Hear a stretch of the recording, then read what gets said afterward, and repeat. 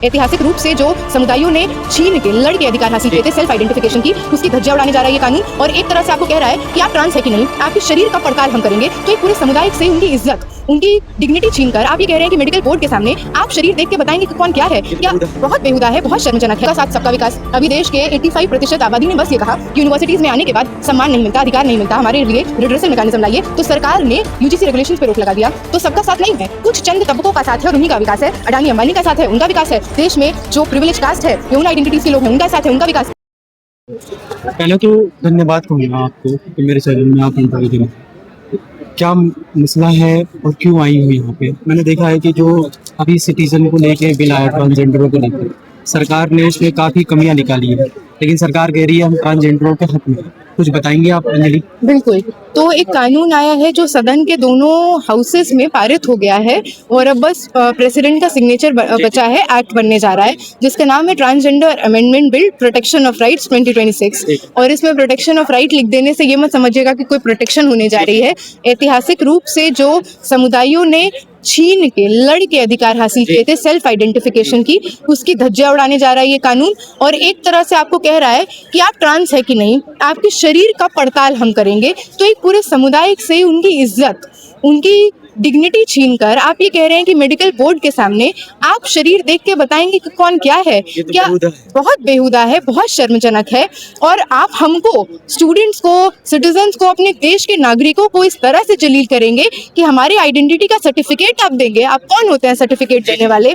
लगातार पिछले 10-12 सालों में हमने देखा कि सरकार ने ये बेड़ा उठा लिया है कि देश का नागरिक कौन है। CA/NRC जैसे कानून लाकर मुसलमानों को निकाल देने की कोशिश की जाएगी। देश में किसको हक अधिकार मिलेगा? UGC जैसे प्रोग्रेसिव कानून आएंगे तो उस पर स्टे लगा दिया जाएगा कि वंचित और पिछड़ों के पक्ष में कानून ना आ जाए। तो इस सरकार का मंसूबा साफ है, हर तरह से अल्पसंख्यक, पिछड़ा, दलित, आदिवासी, महिलाएं, LGBTQIA कम्युनिटी, इन सब के खिलाफ इनका राजनीति है, इनकी नीतियां हैं। 2014 का कानून है नालसा, उसके विरोध में है। आप बताएंगे थोड़ा सा संक्षेप में, क्योंकि लोग पूछ रहे हैं कि नालसा कानून से बेटर है ये कानून, लेकिन ये मैं कैसे कह सकता हूँ? ये तो आप ही बता सकते हैं। बिल्कुल नहीं, नालसा के कानून से बेटर बिल्कुल नहीं है। नालसा वो कानून था जो 14 में आया और उसने साफ तौर से कहा कि आप जैसा फील करते हैं या आप जिस जेंडर में पैदा हुए उससे आप इत्तेफाक नहीं रखते हैं, तो आपको पूरी तरह से संवैधानिक अधिकार है सेल्फ आइडेंटिफिकेशन का। ये राइट टू लाइफ है, राइट टू डिग्निटी है। और इस कानून को अपहोल्ड करते हुए 2019 में ट्रांसजेंडर अमेंडमेंट एक्ट आया जो 20 में लागू होता है और उसमें भी नालसा के जजमेंट को इन्वॉल्व किया गया कि सेल्फ आइडेंटिफिकेशन का हक लोगों को मिले। आज जो ये 26 की गाइडलाइंस है वो उन दोनों कानूनों की और लड़ाइयों की धज्जियां उड़ाता है। समाज में क्या क्या सामना करना पड़ता है LGBT समुदाय को, थोड़ा सा बताएंगे? बिल्कुल, मतलब आप देखिए ना, आप देखिए इस कानून में ही दो चीज़ों से ये बता दिया जाएगा। मिनिस्टर जिसने इसको प्रपोज किया वो ये बात कहते हैं कि बायोलॉजिकल वेरिएशन की वजह से जो लोग खुद के किसी फॉल्ट से नहीं, पर जिनके साथ ये भेदभाव होता है, तो जब ये बात बोली जाती है कानून को पारित करते हुए कि खुद का कोई फॉल्ट नहीं, तो आपने तो खुद ही दोषी ठहरा दिया ना कि जैसे ऐसा होना किसी तरह का दोष है, ऐसा होना किसी तरह का फॉल्ट है। पहली चीज़ ये मानसिकता देश में एकदम निहित है। दूसरी चीज़, इस कानून में जो स्टीरियोटाइप्स एग्जिस्ट करते हैं समाज में, उसी को अपहोल्ड किया गया है। आप कह दे रहे हैं 14 साल की सज़ा उन लोगों को जो इन्फ्लुएंस करते हैं। कौन इन्फ्लुएंस करता है किसको ट्रांसजेंडर बनने के लिए? खुद का सेल्फ चॉइस है। तो आपने 14 साल की पनिशमेंट दे दी। जो लोग, आप ये चेतावनी दे रहे हैं इस पनिशमेंट से कि जो लोग भी ट्रांसजेंडर लोगों को मदद करेगा, उनकी आप कहिए कि केयर करेगा, उनके ट्रांजिशन में उनकी मदद करेगा, घरों से भागना पड़ता है, निकाल दिया जाता है, उसमें उनकी मदद करेगा, तो उनको हम जेल भेज देंगे। तो समाज में यही सारी जो आप देखेंगे कुरीतियाँ या स्टीरियोटाइप्स हैं वो एग्जिस्ट करते हैं। ट्रांसजेंडर कौन है जो भीख मांगता है? ट्रांसजेंडर कौन है जो बच्चे किडनैप करता है? ट्रांसजेंडर कौन है जो और लोगों को जबरन जेंडर परिवर्तन कराता है? लेकिन ये सारी बातें बीजेपी सरकार कह रही है कि सबका साथ सबका विकास। आपने तो देखा होगा कि जब से बीजेपी सरकार आई है, मैंने देखा है कि प्रदर्शन बढ़ गए, लोग रोड पे उतर रहे हैं, लेकिन सरकार अपनी मनमानी करने से बाज नहीं आती। सरकार का क्या झूठे वादे होते हैं?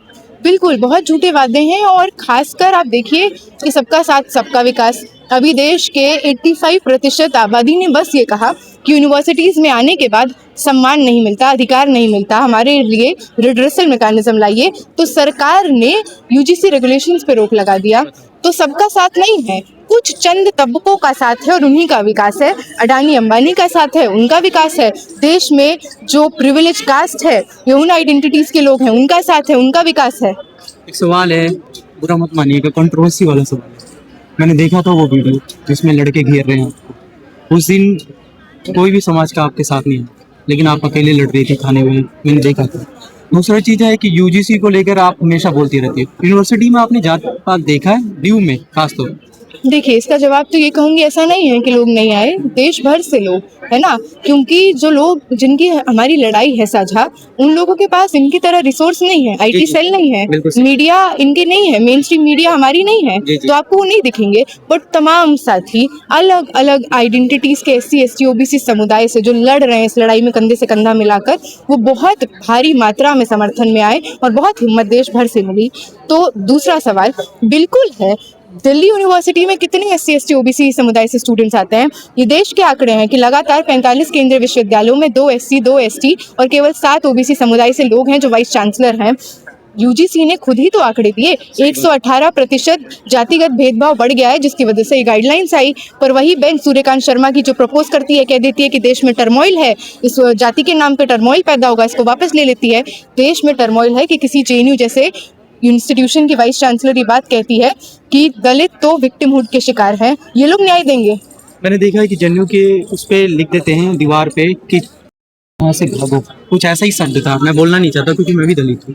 ऐसा होता है JNU जैसी इतनी बड़ी संस्था, अनुसंधान में नंबर 1, तभी भी ऐसा आपको लगता है? बिल्कुल होता है सर, बिल्कुल होता है। और JNU को तो बदनाम इसलिए किया जाता है क्योंकि हर तरह के शोषण के खिलाफ सशक्त रूप से लड़ने की हिम्मत रखता है। UGC रेगुलेशंस इक्विटी एक्ट पे आंदोलन चल रहा था, उनके चारों ऑफिस बेयरर्स को सस्पेंड कर दिया गया है।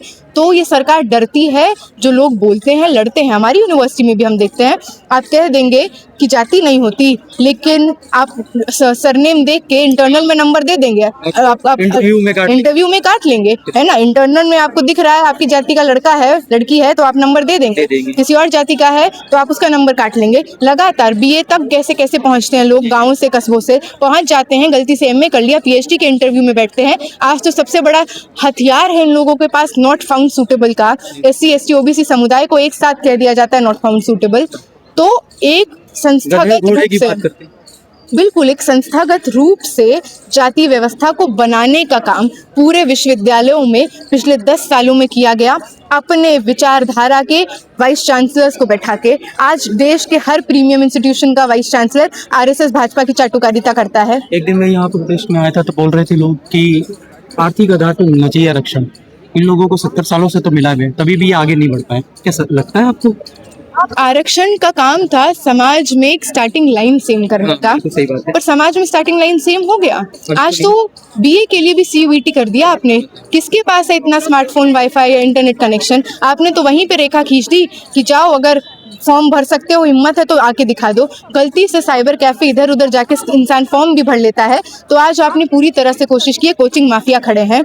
पहले होता था नीट के लिए, JEE के लिए कोचिंग्स होते थे, आज तो BA के लिए कोचिंग होता है। कौन 1.5 लाख दे के पढ़ पाएगा? एक पर्टिकुलर तबका आपने वहाँ पे पछाड़ा, वहाँ से स्टूडेंट्स आ भी जाते हैं SC ST OBC समुदाय से, तो आप नंबर नहीं देंगे, फेल कर देंगे। आप इस तरह से फीस वृद्धि करेंगे, बड़े बड़े शहरों में हॉस्टल्स नहीं होंगे, हॉस्टल्स होंगे तो वो हॉस्टल्स में भी विभाजन होगा। मतलब आप देखिए, पटना जैसे बड़े विश्वविद्यालयों में, मैं पटना से आई अभी, वहाँ पे हॉस्टल्स का नाम है Thakur hostel, Bhumiyar hostel, Rajput hostel, Dalit hostel. तो आपने तो हॉस्टल्स को विभाजन कर दिया। जब आप ये कर रहे हैं और फिर आप कहते हैं जातिवाद नहीं है। देश में जिस न्यायालय ने इस तरह की शर्मिंदगी की चीज की स्टे लगा दिया, वो न्यायालय अपने गिरेबान में झांक के देखे। 75 सालों के भारत के इतिहास में दूसरे दलित चीफ जस्टिस थे BR गवाई, उनके मुंह पे जूता फेंका जाता है। तो ये बात हर दिन के इंस्टेंसेस में आपको दिख जाएगा। किसी UP में हैप्पी होली बोलने पे एक दलित युवक को मार दिया जाता है। इंद्र मेघवाल 8-9 साल का बच्चा राजस्थान के जालौर में मार दिया जाता है क्योंकि ब्राह्मण टीचर के मटके से पानी पी लेता है। बिल्कुल हाथरस में दलित महिला का रेप होगा, उसको बिल्कुल उसको मर जाने के बाद भी इज्जत नहीं बख्शी जाएगी, उसकी लाश को जला दिया जाएगा। तो जातिवाद नहीं है, वही बोलते हैं जिसको इसका सामना नहीं करना पड़ता। आप आरा भी गई थी, वीर कुंवर सिंह कॉलेज में गई थी, वहाँ देखा आपने? क्योंकि मेरा ही क्षेत्र है वो। बिल्कुल आरा में हम लोगों ने देखा कि किस तरह से एक पर्टिकुलर तबका का कब्जा रहेगा, इंस्टीट्यूशन में कौन पढ़ेगा, कैसे पढ़ेगा। पर आरा ऐतिहासिक रूप से राम नरेश राम की धरती है, जगदीश मास्टर की धरती है। तो वहाँ पे उस तरह का दमन कितना ही हो, पर उसके खिलाफ लड़ने वाली आवाज़ें अभी भी जिंदा हैं। एक मैं बात करना चाहूँगा कि जो महिला या लड़कियाँ कुछ नारे लगा रही है, कह रही है कि अम्बेडकर को हम लोग नहीं मानते, अम्बेडकर साहब ने कुछ नहीं कहा, लेकिन उनको सोचना चाहिए कि अम्बेडकर साहब ने उनके लिए जो कुछ कर दिया, आप थोड़ी उन लड़कियों को बिल्कुल, उनसे मैं यही कहूँगी कि बहुत ज़रूरी है कि देश में चल रहे भ्रमित राजनीति के प्रोपेगेंडा से ऊपर उठ के सही में आज जो आप बोल पा रही हैं, लिख पा रही हैं, पढ़ पा रही हैं, ये सब बेकार है अगर आप बाबा साहेब अम्बेडकर, सावित्रीबाई फूले, फातिमा शेख को इसका श्रेय नहीं देते। आप जैसे हम जैसे लोग अपने घरों में बंद होते, वही शादी ब्याह करके बैठे होते, किसी भी तरह से पढ़ने का अधिकार नहीं होता, बोल पाने का अधिकार नहीं होता, बाहर निकलने का अधिकार नहीं होता। इन सारे अधिकारों को दिलाने वाले वो संविधान निर्माता जिसको आप अगर कह रहे हैं कि उन्होंने कुछ नहीं किया, तो बहुत शर्म की बात है। मुझे लगता है कि इस देश के युवा को खासकर बरगलाने की पुरजोर कोशिश होती है। मेन स्ट्रीम मीडिया, रील का ज़माना है, हर तरह से नफरती राजनीति परोसी जाती है, पर बहुत ज़रूरी है रैशनैलिटी और कॉन्स्टिट्यूशनल मोरालिटी को अपहोल्ड किया जाए। कुछ लास्ट लाइन में बीजेपी मैं पूछूंगा कुछ क्वेश्चन, बीजेपी को आप कैसा देखती हैं? एक सरकार जो शॉर्ट में। एक सरकार जो पूरी तरह से सत्ता की भूखी है और जिसने ये ऐलान कर दिया है कि देश संविधान से चलेगा, देश संविधान से नहीं मनुस्मृति से चलेगा, तो उसके मंसूबे बहुत साफ हैं, दलित विरोधी, मुस्लिम विरोधी, महिला विरोधी और हर तरह से पिछड़ा और अल्पसंख्यक समुदाय विरोधी। अंजलि आगे चल के क्या पॉलिटिकल पार्टी ज्वाइन करेगी या ऐसी लड़ती रहेगी महिलाओं के लिए, शोषित समाज के लिए, गरीबों के लिए? बिल्कुल, मैं तो ऑल इंडिया स्टूडेंट्स एसोसिएशन की एक्टिविस्ट हूँ, मुझे पता है। और बिल्कुल यही काम है, समाज बदलने का काम है। छोटा काम, बड़ा काम, ये सब कुछ नहीं देखता इंसान बस इस लड़ाई में शामिल हुआ है। जहाँ ज़रूरत होगी, जहाँ कहा जाएगा वहाँ पे खड़े रहेंगे और इस लड़ाई में ही आपको हमेशा दिखेंगे।